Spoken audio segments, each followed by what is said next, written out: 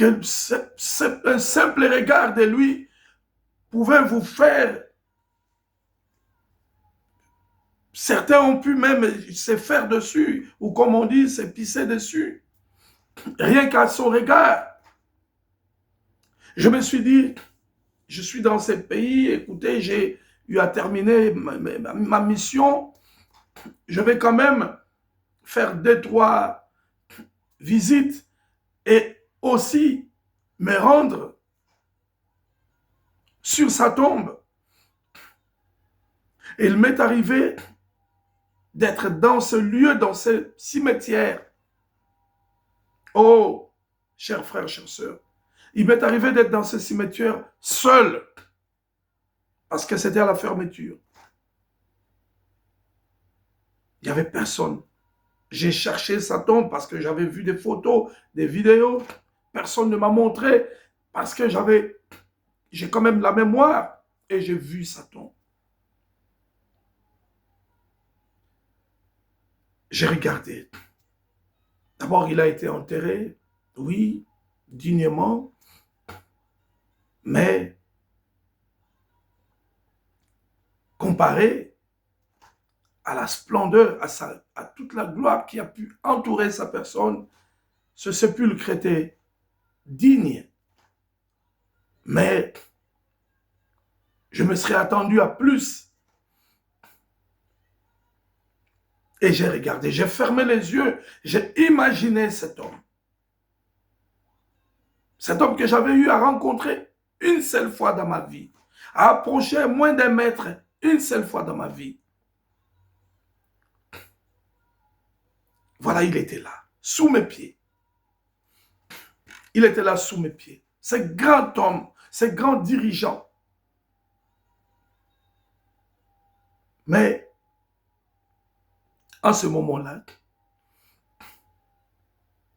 j'aurais pu l'appeler, j'aurais pu parler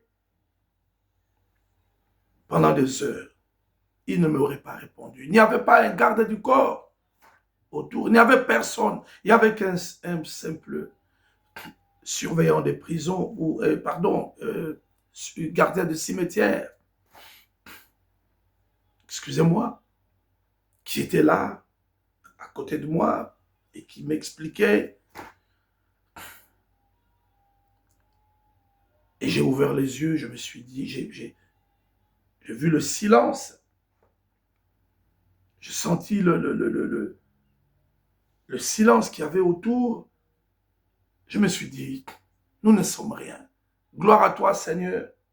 Gloire à toi, Seigneur, de m'avoir donné cette opportunité. Un homme aussi grand. Si je ne l'avais pas connu, si c'était seulement des histoires que l'on m'aurait racontées, il n'y aurait pas eu cet impact. Mais parce que mes yeux l'ont vu et que je suis allé sur sa tombe, frères et sœurs,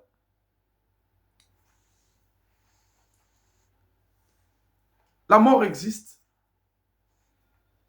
Tous les jours, nous la vivons. Tous les jours, nous avons un ami, un frère, une connaissance, quelqu'un que nous avons connu de loin, un cousin, un oncle, un parent,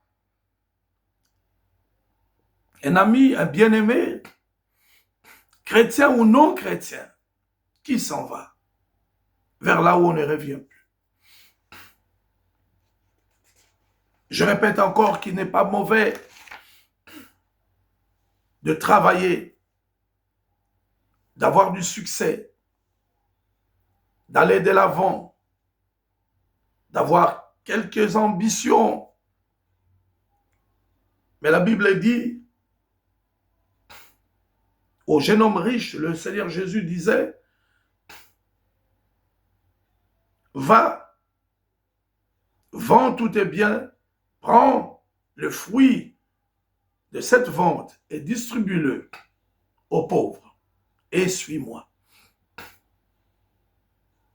Oui, certainement que le Seigneur ne vous demande pas, et moi je ne vous demande pas ici de vendre tous vos biens, mais l'on vous demande de vous détacher. L'on nous demande à nous tous, moi premier, de nous détacher des biens de ce monde, d'en avoir si on peut en avoir, si le Seigneur vous a béni